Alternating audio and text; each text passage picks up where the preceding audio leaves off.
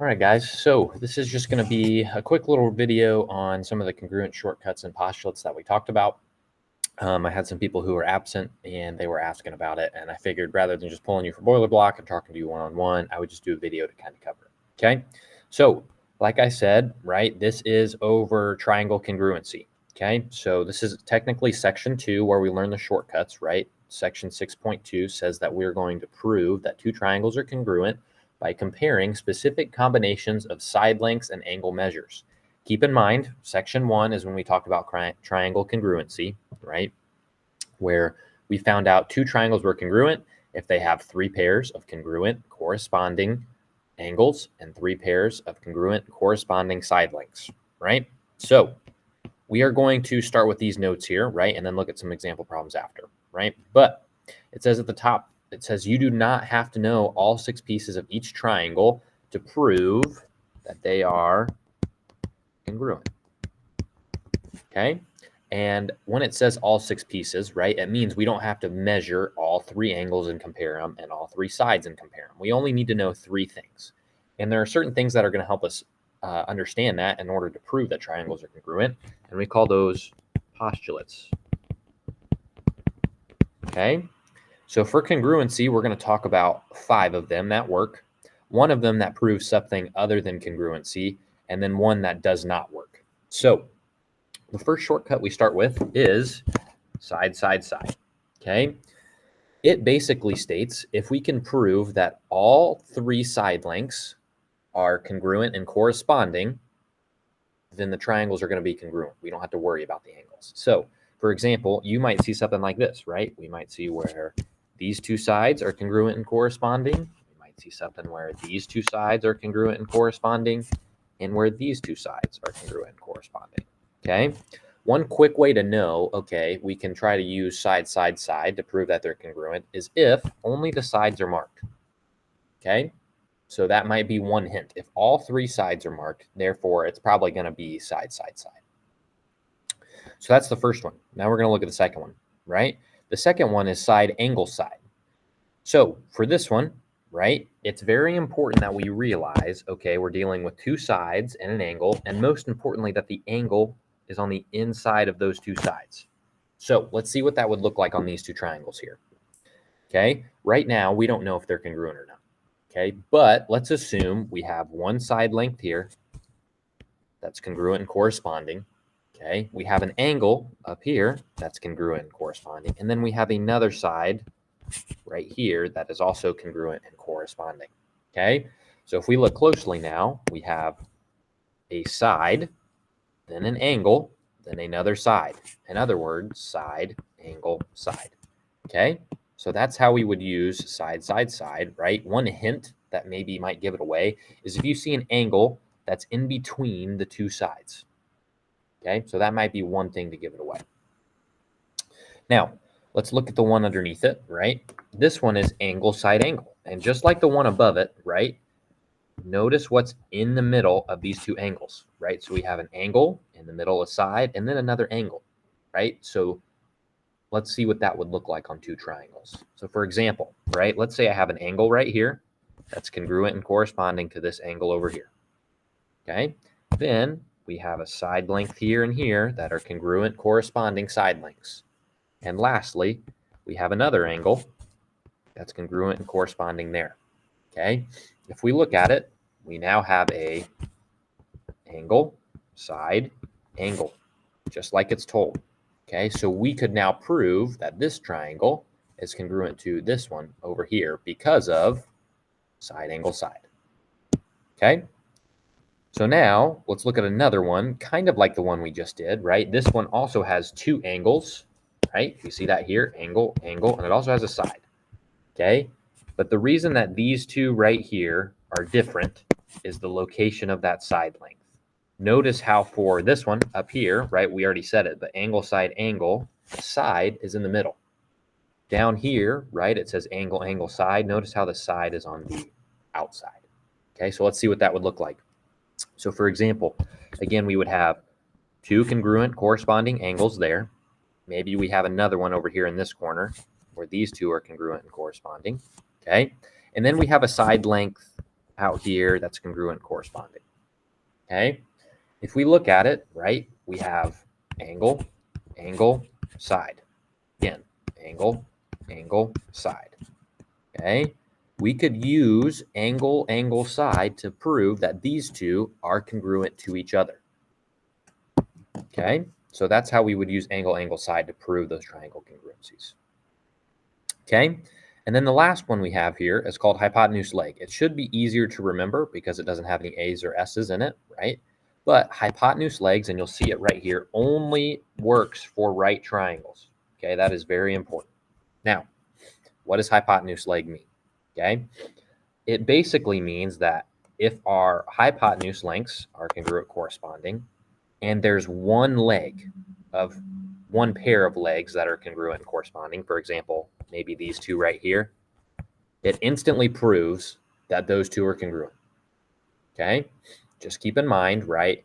Obviously, for a right triangle, it's going to have that corner in the bottom right with the square, okay? Or excuse me, the bottom left with the square to show you that it's a right triangle, right? But just some things to remember. Remember that hypotenuse is the longest side. So in order to use hypotenuse legs, the longest sides, this one and this one, have to be the same length. And then it also tells us that the legs are the two other sides, right? So we would only need one set of legs. So for example, we use this one and this one. And if those two are congruent, then this third side would eventually have to be congruent. Okay? But those are the 5 postulates that do work in terms of proving congruency for triangles. Okay? Now, let's look at some that don't work. There's 2 of them. Okay? If we look here, right, we have angle, angle, angle. It's just like side, side, side, right? Except that they're all flipped. Okay? Now, this does not prove congruency, but it does prove something else. Instead, it proves that they are similar. I can't spell similar. It proves that they are similar, okay? Because the angles, right, we can see that they have 3 pairs of congruent corresponding angles. The angles are what prove or give a triangle their shape. It does not give a triangle their size. What gives a triangle their size are the side lengths, right? So if the side lengths are all the same, the angles have to be the same. But if the angles are all the same, that does not mean the side lengths are the same. So we can't use angle, angle, angle to prove congruency. We can for similarity. We haven't gotten to that yet, okay? And then another one that doesn't work, right? We look over here and it says angle, side, side. One easy way to remember that probably doesn't work is if you spell out ASS, right? It's absolutely something that I would not have you write down on your test, nor would I write down on my board ever, okay? So obviously that's the same thing as side, side, angle, right? And the way we can tell it does not work, right, is if the angle is not in between the 2 sides. Okay, if we look down here, here's a side and here's a side. In order for this to work, the angle would have to be up here, which it is not, right? It's down here in the corner outside of those 2 side lengths. Okay, so keep that in mind. If you ever find yourself writing down ASS, right, that's an easy way to remember, oh, that's garbage. It's not going to work. Okay, so now let's try this on some examples. Okay, for these examples, it tells us that number 1, it says state if the triangles are congruent by side, side, side, side, angle, side, angle, side, angle, angle, angle, side, or hypotenuse leg. If the triangles are not congruent, write no. And then for number 10 and 12, finish the congruency statement. Okay, so I'm going to zoom out here real quick.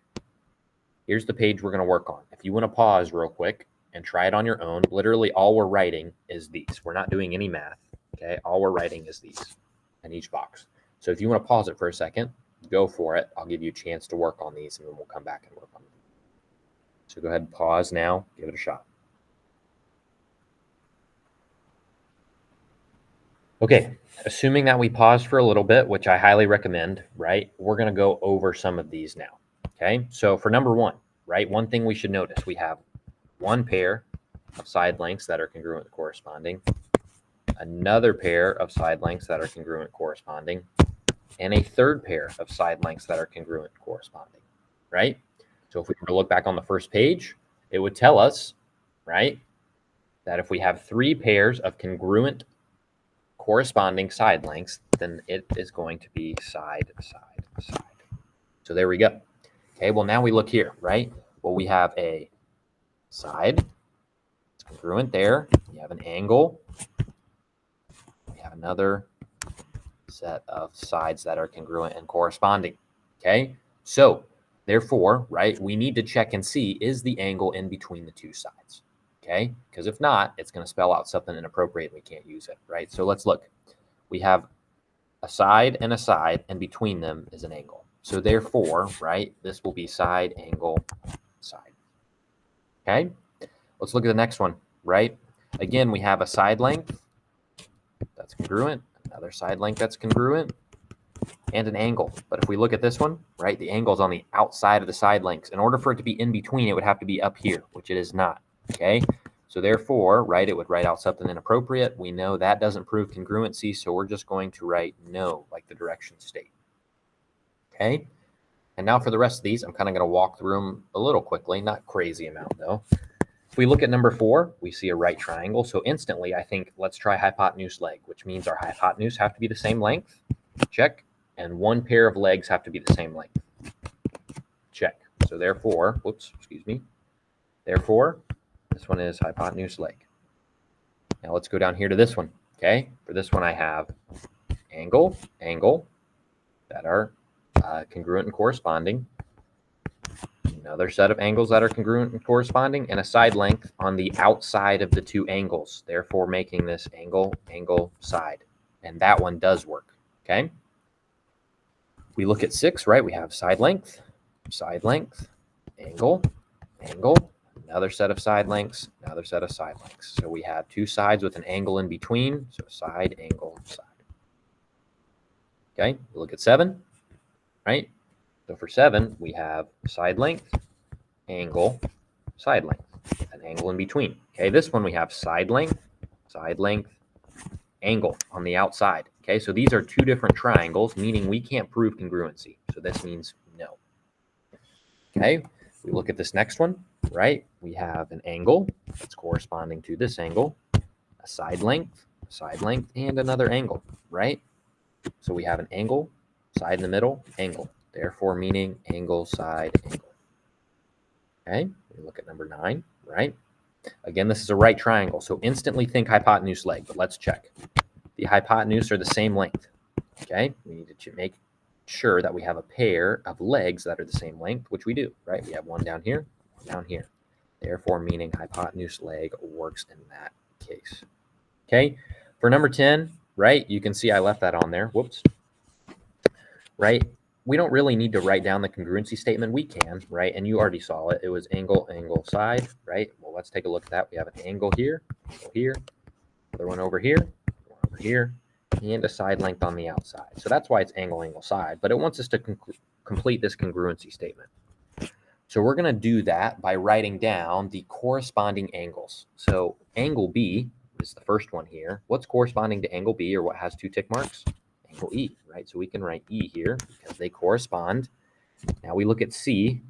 Well, technically we don't know if C and F are corresponding, but we proved that these triangles were congruent, meaning these two angles have to be corresponding. So therefore, since C is in the middle, we're going to put F now.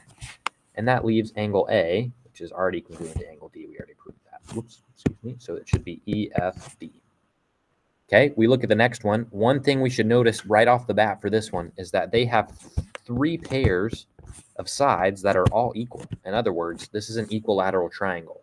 So all the angles are the same, all the side lengths are the same. So it doesn't really matter how you write this down. I'm going to write it in alphabetical order, but it doesn't matter. You could have wrote that in any particular order.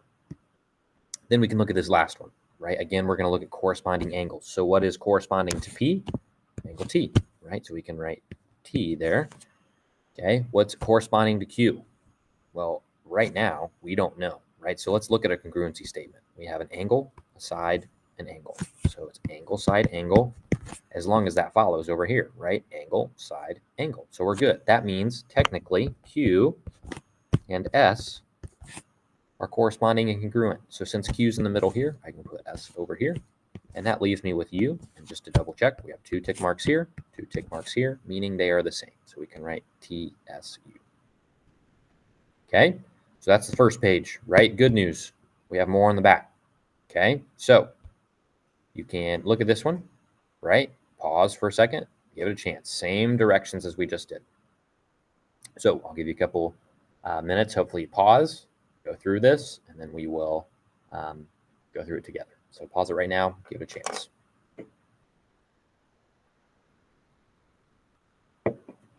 All right, let's take a look at these, assuming you paused, okay?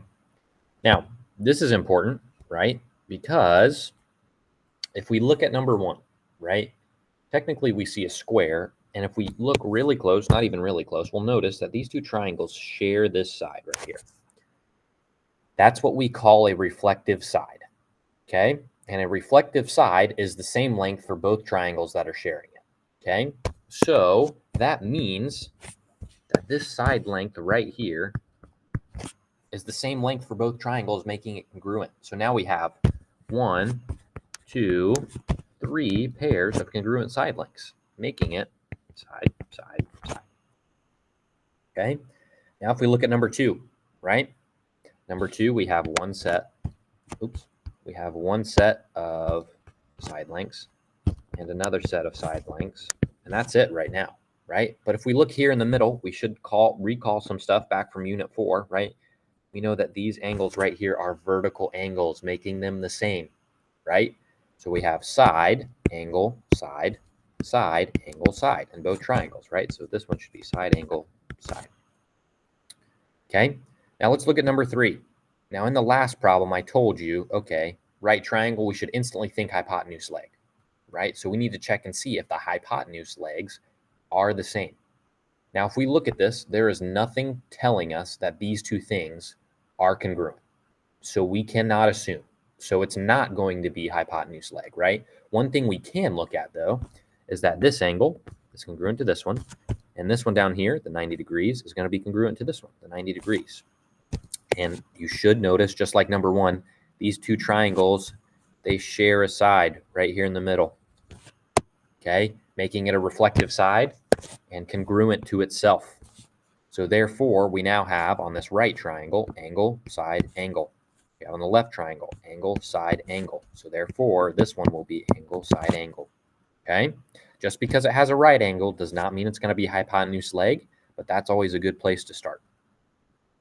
Okay, so now we look at number 4, right? Again, what I just said, right?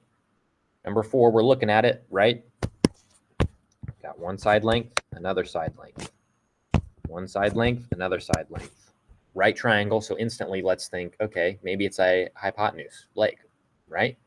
But again, there's no way for us to see if these two things are congruent. We can't just assume, even if they look exactly the same, right? We can't assume that. So let's double check here. We have one side length and another side length. But if you look in between them, right, you have a right angle. Okay, so technically we have side, angle, side. Let's look at the top triangle. Again, we have side here, and a 90-degree angle in between them, right? So instead of this one being hypotenuse leg, right, it's actually going to be angle, side, angle, or sorry, excuse me, not angle, side, angle, side, angle, side. Okay, we look at number 5, right? These arrows are just kind of telling us what direction it's going in terms of helping us with the triangle. It's also a way to mark congruence. Okay, so just like a couple of other ones, this is a reflective side. Okay, both triangles share it, meaning that this is congruent to itself. So we have one side, two side, three side, making this a side, side, side. Okay, if we look at this one, right, let's see what we have first. We have one angle, another angle. We have a side length and a side length. That's only two things right now. We cannot prove that this side length is the same as this one, nor can we prove that this side length is the same as this one. Okay, what we can do is look in the middle. And in the middle, we have vertical angles, meaning this angle right here is congruent to this one. So now we have angle, side, and angle. Well, let's look over here. We have an angle, a side, an angle, right? So we have angle, side, angle. Okay, just a couple more here, right? We look at 7. We have an angle here, another angle, and a side. We have another angle here, and a side. Okay, notice how the side is not in between the two angles like this or that, right? It's on the outside. Okay, so that means this will be angle, angle, side. Okay, we look at number 8. The only thing we can prove right now is that these two are congruent corresponding and these two are congruent corresponding. We can't do anything with this side length or this one, right? We can't do anything with any of the other angles, but we do know it has a reflective side here, meaning it's congruent to itself. Okay, so that's congruent, right? But now we have angle, side, side. I spell that out, it's going to be something inappropriate, right? So therefore we know it's not going to be congruent. We're just going to write no like the directions stated. Okay, number 9, right? We're going to try hypotenuse leg. So is the hypotenuse the same length? And at that point, you should realize, okay, it has a hypotenuse, right? Meaning it's congruent to itself, right? So therefore, this hypotenuse is congruent to itself. Do we have a set of legs that are congruent and corresponding? We do, right? So instantly, we can now know, all right, that's hypotenuse leg. Now, so look down here for some congruency statements, okay? So this one, right, is saying angle A, angle B are the same, angle D and angle E are the same, okay?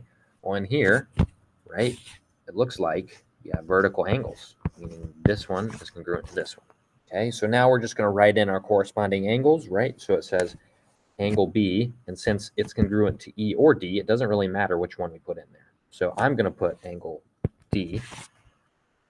Obviously, angle C, no matter which side you're looking at, is congruent to itself. So we can put C in the middle, and that just leaves me with E on the end. So it can be DCE, it can be ECD. As long as C is in the middle, it does not matter. Okay, if we look at the next one, right, we have side, angle, side, side, angle, side. So these two are congruent, okay? We also know that K is congruent to itself, okay? So that being said, right, we look for what's corresponding to J, which is M, so we can put M first. And since K is congruent to itself, we know L isn't congruent to K. We know L is congruent to N, so we can put N in the middle. And last, we can end with K. And then the last question here, right? We know that we have side, side, side here, so they're congruent, okay? We want what's congruent with angle Q. See how this arrow is pointing to Q and this arrow is pointing away. We need something just like that. So we look at the arrow down here. S, something that's pointing away, right? So Q and S are congruent, okay? Then we're looking at angle T, okay? Well, we want whatever has two arrows pointed towards it, and the other triangle ends up being R. So we can put R here second, and leaving us with T at the very end, okay? So that was kind of just some review and practice over triangle congruency, right? Remember, this is congruency.